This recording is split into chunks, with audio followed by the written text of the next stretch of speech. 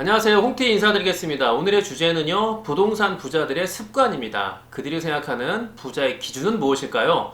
부동산 부자라고 하면 과연 어느 정도의 재산을 보유해야 부자라는 범주에 들어갈 수 있을까? 여러분들 한번 생각해 보시고요. 일단 제 주변에서 찾아봤는데, 다만 아쉽게도 우리 젊은 부동산 부자분들은 없었고요. 연배가 있으신 그 분들이 대부분이기 때문에 일단 그분들을 대상으로 제가 인터뷰한 내용을 제가 토대로 해서 여러분들에게 설명을 한번 드리도록 하겠습니다. 네, 제가 만난 이분들 모두요, 자신이 부자라고 생각하는 분은 단 한 분도 안 계셨고요. 다만 남들보다 평균 이상으로 재산, 즉 부동산을 보유하고 있다고 말씀을 하시고요. 은행과 금고 속에 현금을 한 10억, 20억 정도 가지고 계신 분이라고 해도 그분들 모두 다 에휴 무슨 부자는 무슨 내가, 그리고 부동산 보유 개수와 관계없이 본인은 부자가 아니라고 말씀을 하시네요. 제가 질문을 드렸습니다. 아니, 강남에 빌딩도 수백억짜리도 있고요. 30억 넘는 아파트에 살고 계시는데 부자가 아니라는 게 전 납득이 안 가는데요. 말씀을 드렸더니 여보게 이 친구, 그 부동산을 모두 팔아서 판 돈이 내 손에 들어와야 진정한 부자지. 당장 큰 현금을 내가 만들 수 없는데 내가 무슨 부자인가. 그래서 그분들 말씀을 가만히 생각해 보니까 이분들은 갖고 있는 부동산도 물론 그 부자의 범주에 제 생각은 들어갈 수 있지만 이분들은 모든 게 정리돼서 현금 따발이 두 손에 들어오는 것, 그 현금 따발이 내 눈에 보여야 이분들은 진정한 부자라고 생각하시는구나라는 사실을 알게 됐습니다. 근데 뭐 어찌되었든 제가 볼 때는 100억 이상은 충분히 보이는 분들이기 때문에 저는 그분들이 부자라고 단정을 하고요. 그분들께 다시 답변을 요청드렸죠. 첫 번째 질문입니다. 물려받은 재산은 많으셨나요? 사실 여부는 뭐 제가 확인할 방법이 없기 때문에 그분들의 대답만으로는 일단 제가 만난 분들 모두 내가 스스로 만들어낸 거다. 나는 자수성가했다. 라고 말씀을 하시네요. 네, 두 번째로 제가 질문 드린 건 자산 관리는 어떻게 하시나요? 제가 많은 얘기를 들었기 때문에 간단하게 제가 요약 정리를 해드리면요. 일단 작은 돈도 큰 돈처럼 쓰신다는 겁니다. 하루에 1,000원을 쓰시던 10,000원을 쓰시던 모두 각자 관리하는 장부가 있으시더라고요. 거기에 기록을 하시고요.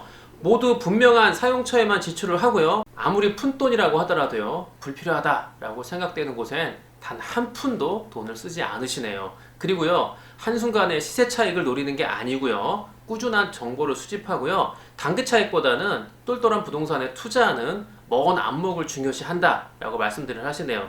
그래서 제가 세 번째 질문을 드렸습니다. 그럼 멀리 보는 안목은 과연 어떤 걸고요? 똘똘한 부동산은 과연 뭘까요? 라고 물으니까 그분들은 미래 가치가 있는 부동산이다 라고 말씀을 하시는데 너무 추상적이잖아요. 그래서 제가 그러면은 그 미래 가치는 어떻게 판단을 하나요? 라고 물었더니 한순간의 차익보다는 기다리는 거라고 말씀을 하시네요.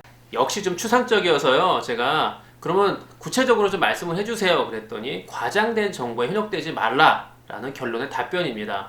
부동산 시장은요, 여러분도 아시다시피 정보의 홍수, 정보의 전쟁이라고 볼 수 있죠. 그렇기 때문에 현혹될 만한 매혹적인 정보들이 여러분들 주변에 너무나 많이 널려 있습니다.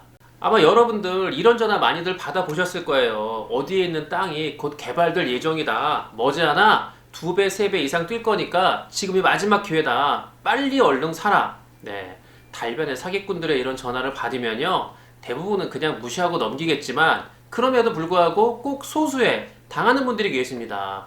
모두 가짜 정보고요. 허위니까 여러분들 속지 마세요. 정확히 본인들 재산이 어느 정도인지 알고 계세요? 라고 물었더니 일단 이분들은요, 최소한 통장이 5개 이상씩은 되기 때문에 각 통장마다 금액들이 천차만별 차이가 있겠죠? 그런데요, 재미난 거는요, 신기한 건 정확하게 그 돈의 액수를 알고 계시더라고요.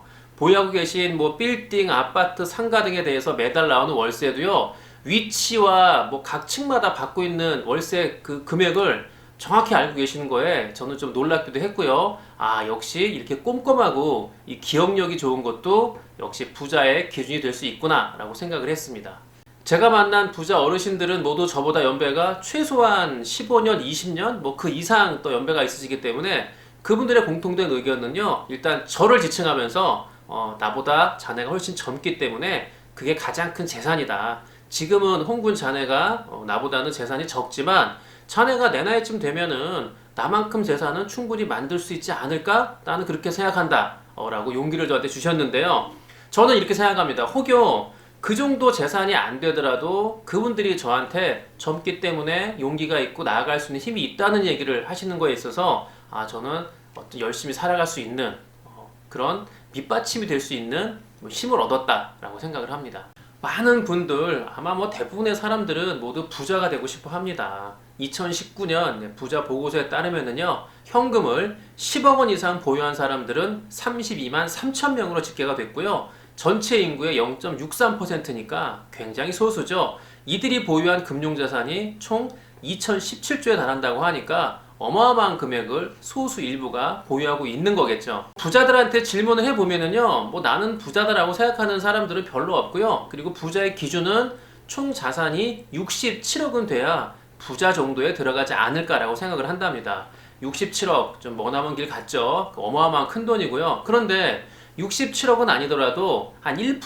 1%라고 생각하면 제가 평균 내보니까 현금 8억 원쯤 되더라고요. 현금 8억 원은 여러분들도 충분히 가능하다라고 저는 생각을 합니다.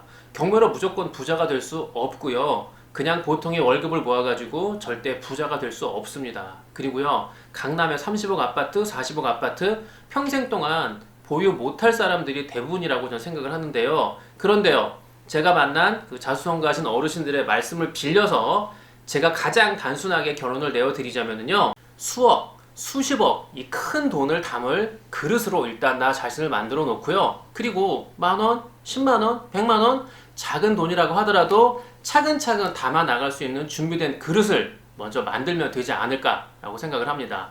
많은 사람들이 그릇을 만드는 건 충분히 하고 계셔요. 그 그릇을 담는 속도가 차이가 있는 것 뿐이지 충분히 가능하거든요. 그런데 대부분의 사람들은요, 중도 포기하고 결국 그릇에 거미줄이 쳐지게 되는 거죠. 아무리 큰 그릇을 만들어 놔도 담기 시작하는 노력이 없이 가만히 기다리고 있다면 그냥 빈 그릇이 유지되는 거죠. 티끌모아 태산이 되는 시대는 지났다고들 보통 얘기를 합니다. 시작도 하지 않고 이미 결론을 내어버리면요, 의미 없겠죠. 당연히 태산은 고사하고요, 앞에 조그만 동산도 만들지 못한다고 저 생각을 합니다.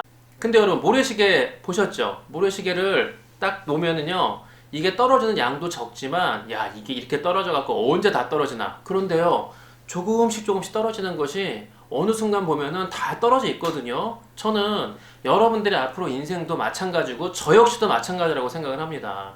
어느새 잊고 지내고 열심히 하다 보면은 저도 큰 그릇을 만들어 놓고 있다면 당연히 하나하나 담아서 정말 그 그릇이 넘쳐나는 그럴 때가 오지 않을까. 저도 이렇게 열심히 살아가려고 하고요. 또 그분들의 말씀처럼 아직은 젊기 때문에 열심히 한번 해보려고 합니다. 여러분들도요, 한 걸음 한 걸음 저와 함께 잘 나아가서 부자? 글쎄요, 부자의 기준은 각자 다르겠지만 여러분들이 스스로 생각하는 부자의 길 한번 만들어 보시기 바랍니다. 오늘 영상 여기까지 하고요. 저 다음 시간에 다시 올게요. 안녕.